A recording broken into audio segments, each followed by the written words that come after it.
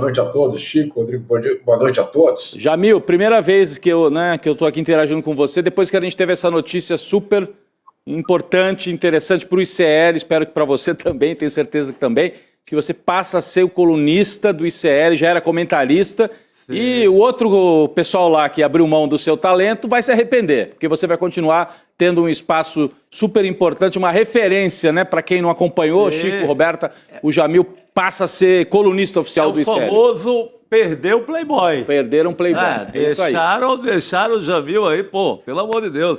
Agora é nosso. É isso aí. Bem-vindo também no ICL com a sua coluna. Bem-vindo, Jamil. Obrigado, que sorte a nossa. Obrigado. A partir de janeiro, todos os dias, a minha coluna no site do ICL, e claro, aqui com vocês, claro, com exclusivas, com informação, com análise. A partir de janeiro, todos os dias. Muito bom. Que maravilha, sorte nossa. Isso aí. Pode ir para a esquerda, Jamil, a gente libera, tá bom? Olha só, o governo Trump retirou hoje o ministro do STF, Alexandre de Moraes, e a esposa dele, né, da lista de sanções da Lei Magnitsky. A Lex Institute também foi retirada da lista de sanções que, segundo o governo Trump, atua como holding para Moraes, sendo proprietária da sua residência, além de outros imóveis residenciais. A decisão foi publicada no site do Departamento do Tesouro dos Estados Unidos, mas sem nenhuma explicação do porquê. E pegou, sabe quem de surpresa? Eduardo Bolsonaro. Vamos ver um trechinho da nota que ele divulgou. Olha o que ele diz, ó. Esperamos, sinceramente, que a decisão do presidente Trump seja bem-sucedida em defender os interesses estratégicos dos americanos, como é o seu dever. Quanto a nós, continuaremos trabalhando de maneira firme e resoluta para encontrar um caminho que permita a libertação do nosso país no tempo que for necessário e apesar das circunstâncias adversas. Ou seja, Jamil, reconhece que o negócio tá bom. De pesar, agradecendo o Trump, mas eu vi uma lágrima caindo desse post. É verdade. Escorreu uma lágrima do teclado. Foi não? Vamos lá. Em primeiro lugar, vamos trazer os fatos aqui. Depois a gente até parte para análise e para quem ganhou e quem perdeu com essa decisão. O que aconteceu? Nós tivemos no começo do mês uma ligação telefônica entre Lula e Donald Trump.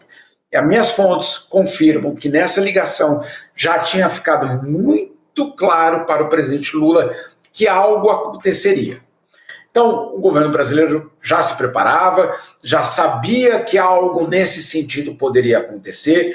Ninguém esperava que seria tão rápido, mas já havia uma indicação de que naquela conversa ficaria evidente que uma solução, entre aspas, seria colocada. Desde o começo, desde aquele momento do esbarrão na ONU, sim, em setembro, o governo brasileiro colocou esse tema, dizendo que era importante para o Brasil, que o Brasil não aceitava que a soberania brasileira fosse violentada da forma que foi violentada por uma lei Magnitsky, que o próprio autor da lei Magnitsky disse não é para isso que essa lei foi criada. Então tem todo um contexto. E aí, obviamente, o governo brasileiro sai dessa reunião no começo do mês muito otimista. Mas ninguém imaginava que seria tão rápido. E aí vem essa decisão de hoje. Olha que curioso, Roberta, alguns elementos. Em primeiro lugar, vem essa decisão sem uma explicação oficial no site, né? No site, basicamente, da lista das pessoas que são alvos ou não da Lei Magnitsky. Muito bem. Mas é colocado um comunicado de imprensa, tanto pelo Tesouro americano como pelo Departamento de Estado, e depois pela própria Embaixada americana, dizendo que isso era um resultado de uma anistia que foi dada. A gente sabe que não é verdade. Não houve anistia a Bolsonaro, apesar da aprovação daquele projeto de lei extremamente complicado, um golpe dentro do golpe, mas não era uma anistia. Tanto que os bolsonaristas não falam que é uma anistia. Não só eles não falam que é anistia, mas se você for lá procurar nas redes sociais de um certo Rodrigo Constantino, ele diz muito claramente que o governo Lula venceu. Ele coloca essa palavra, venceu. Ou seja, vamos aqui, o governo americano tinha que dar uma explicação. Afinal de contas, como é que você usa uma bomba atômica, que é a Lei Magnitsky, depois retira a bomba atômica sem explicação e fala, opa, erramos. Não, você não pode fazer isso. Então o governo americano criou uma narrativa para dizer, olha, nós estamos satisfeitos com a anistia que vocês criaram em relação a Jair Bolsonaro. Mentira! Não existiu essa anistia. Mas, claro, para a narrativa interna, para salvar a reputação americana, eles então criaram essa, eu diria, essa desculpa. E saíram por isso. Agora, o que é que fica dessa relação? Em primeiro lugar, o governo brasileiro comemora, sem dúvida nenhuma. Eu escutei, inclusive, que esse é o dia da vitória da diplomacia brasileira. Então, claro, uma comemoração muito, eu diria, enfática do governo brasileiro em relação a tudo que aconteceu 5 meses depois daquela carta, daquela infame carta de Donald Trump dizendo que ia colocar tarifas. Agora, o que é que resta ainda? Em primeiro lugar, os vistos. Os vistos continuam sendo negados ao ministro Padilha, aos próprios ministros do STF, então ali ainda existe um problema. E o outro problema, as tarifas sobre mais ou menos 22% do valor das exportações aos Estados Unidos, inclusive ao aço. Nisso ainda teremos negociações. Agora, sem dúvida nenhuma, de tudo aquilo que existia há 5 meses, eu diria 80%, 85% daquela pauta complicada foi retirada da mesa de negociação. De alguma forma foi solucionada. É o final da história? Certamente não. O governo brasileiro não tem nenhuma ilusão de que em 2026 teremos um ano extremamente complicado com o governo Trump, sim querendo uma ingerência na eleição brasileira. Não há nenhuma dúvida sobre isso. Mas neste momento, é o momento, primeiro, de comemorar o fato de que nós não entregamos nada, ou seja, não pagamos nada, não cedemos em nada e conseguimos esse reajuste, essa sintonia do governo Trump. Então, em primeiro lugar, é uma vitória sem dúvida nenhuma, e a segunda vitória, que não há como negar, são essas lágrimas que o Rodrigo falava em relação ao bolsonarismo. O bolsonarismo que hoje, nesta sexta-feira, que dia é hoje, Rodrigo? 12 de dezembro, 12, está órfão. O bolsonarismo hoje está órfão de seu apoio internacional, pelo menos no que se refere às expectativas que eles tinham. Pode mudar para 2026, pode haver algum tipo de transformação, sem dúvida nenhuma. Mas hoje, aquela história, ninguém solta a mão de ninguém, chega ao final. Na verdade, resta só a solda, né, Chico? Mas isso é uma outra. Ninguém solda a mão. Ninguém solda. Vão ter que soldar apoios aí. Ó, tem um lencinho aqui, ó, se eles quiserem também. Para chorar. Não, mas eu estava assim, uma questão para o Jamil, não sei se ele vai ter a resposta, que acho que ninguém tem, mas só para a gente pensar junto aqui, Chico, Roberta, todos que nos acompanham. O que o Eduardo Bolsonaro pode esperar para o futuro? Se o Donald Trump soltou a mão dele no episódio do Alexandre de Moraes, soltou no tarifaço, ele vai ser tolerado, a presença dele vai ser tolerada nos Estados Unidos, mesmo que ele seja condenado, porque o ano que vem aí o julgamento dele por tentar interferir no processo aqui no STF. Ele já é réu, vem o julgamento. Não sei se termina até julho e tal. Se ele for condenado, o que a gente pode esperar? Será que o Trump vai literalmente soltar a mão do Eduardo Bolsonaro e falar, vai meu filho, volta para o Brasil, tem que cumprir pena lá? Será que chega a esse ponto ou não? Ou vão dar aquela proteção e deixa ele por ali, como já está o Alan dos Santos, como já está o Constantino? No caso do Alan dos Santos, um foragido, né? O Constantino me parece que não. Mas o que a gente pode esperar em relação à pessoa mesmo do Eduardo e do Ramagem, que também buscou guarida aí, lá nos Estados Unidos, o Jamil? Olha, Rodrigo, isso ainda vai depender, obviamente, isso é uma relação em construção, sem dúvida nenhuma, há muito ainda para acontecer. Eu espero que a gente tenha a compreensão de que isso não é o ponto final dessa história, é obviamente algo fundamental, mas não é o ponto final. Lembrando que aquela estratégia de segurança nacional americana que foi publicada na semana passada fala que, basicamente, traduzindo em português, o Chico vai me entender aqui, acho que todo mundo vai me entender, nenhuma autonomia será tolerada, nenhuma autonomia será tolerada, né, para usar aí uma referência a um outro filme brasileiro bastante conhecido, O que acontece é que em 2026 nós teremos, obviamente, um momento chave nessa relação. Será que Donald Trump vai dizer: eu estou satisfeito e confortável com Lula no poder e por mais 4 anos?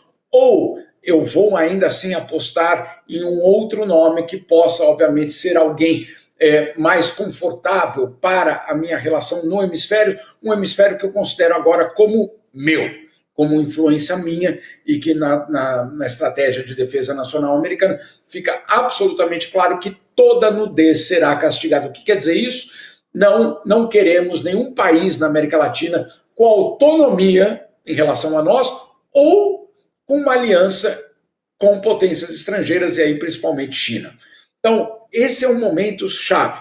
Qual pode ser o destino de Eduardo Bolsonaro? Claro, um prêmio de consolação, ficar nos Estados Unidos. Isso pode ser, basicamente, a solução, vamos dizer assim, a essa equação. Agora, eu tenho visto ele viajando muito, Rodrigo, para locais, né? Israel, Bahrein, El Salvador. Eu mesmo escrevi uma matéria, há um tempo eu escrevi uma matéria, quando o governo Bolsonaro ainda existia, o governo Bolsonaro abriu uma embaixada no Bahrein sem diplomatas. Não são 100 diplomatas, com a ausência de diplomatas. 0 diplomatas. Por quê?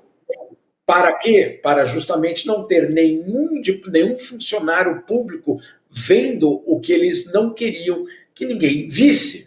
Ou seja, tem muita coisa ainda que a gente pode, obviamente, ter preocupação em relação a 2026. Mas, neste momento, o que nós temos? O fim da lei Magnitsky, que é algo fundamental, uma tentativa do governo Donald Trump de criar uma narrativa interna para o público americano, dizendo: olha, nós retiramos aquela bomba atômica, mas foi porque eles cumpriram basicamente o que a gente queria, que foi dar anistia a Jair Bolsonaro, que a gente sabe que não é verdade.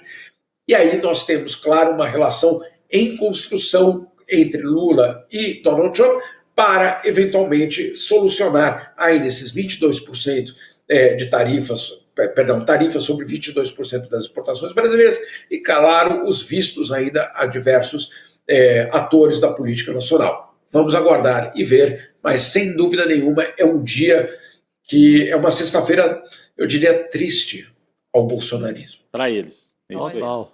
Que tristeza. Enquanto eles choram, né? A gente vai comemorando. Edu, fica nos Estados Unidos, tá tudo bem, tá tudo bem. Jamil Chad, sextou, obrigada, viu? E a gente se encontra aqui no ICL. Obrigado. Sextou, sem dúvida nenhuma. Só para completar uma coisinha, se você me permitir. Claro. Quando a gente escuta a extrema-direita dizendo que existe uma aliança profunda em relação a Donald Trump, em relação à extrema-direita mundial, eu insisti isso desde o começo. O Chico é aqui prova disso. Governos não têm amigos, governos não têm simpatias, governos têm interesses. E o governo americano é mestre nesse princípio. O governo americano tem interesse em outros locais, em outros países, em outras economias. Quando esse interesse muda, quando há um outro interesse maior, quando o prejuízo de um lado é maior, ou quando ele se dá conta que ele pode ganhar de outra forma, não há lealdade que absolutamente possa segurar. A extrema-direita descobriu que Donald Trump não faz esse papel de, vamos dizer assim, de protetor final de toda a extrema-direita mundial. Ele é, acima de tudo, um americano protegendo os interesses dos Estados Unidos e dele mesmo. Quando não interessa mais aquela figura que nunca interessou, vamos ser claros aqui, Jair Bolsonaro nunca foi o ator que ele pretendia ser. Quando ele não interessava mais, foi lavada a mão e foi largado esse personagem, que é o que nós estamos vendo. É um dia que, na verdade, a gente precisa entender como, acima de tudo, uma constatação desse princípio de que países e governos não têm amigos, têm, obviamente, interesse. Eu só fico com muita pena daquele povo que levou a bandeira americana para o 7 de setembro na Paulista. Nossa, e era uma bandeira gigante. É isso aí. Muitos bonés também, que ficam lá no fundo do armário, ninguém nem mais olha para aqueles bonés vermelhos também. Pois é, pelo menos por enquanto rolou química. Aqui para frente a gente não sabe, mas até aqui tá rolando. Obrigada, Jamil. Beijo para você. Bom fim de semana. Beijo, boa noite a todos. Boa noite, querido. Eu só fico preocupado porque eu me lembro que o Obama dizia o Lula é o cara. Lembra que teve aquele famoso episódio, o Obama encontra o Lula, super simpático com o Lula. O Lula é o cara. E ao mesmo tempo estava a CIA grampeando o gabinete da Dilma e a NSA ajudando o Moro a crescer e a Lava Jato a existir. Então os Estados Unidos é isso, defende os seus interesses, como dizia o Brizola. Interesses. E enquanto defende seus interesses, podem até fingir que tem uma certa simpatia pelo Lula, porque fica melhor, mas enquanto isso vão tocar a ficha. Se precisar vir para cima ano que vem, com na certeza eleição vem com tudo. Principalmente se a gente mexer nas Big Techs.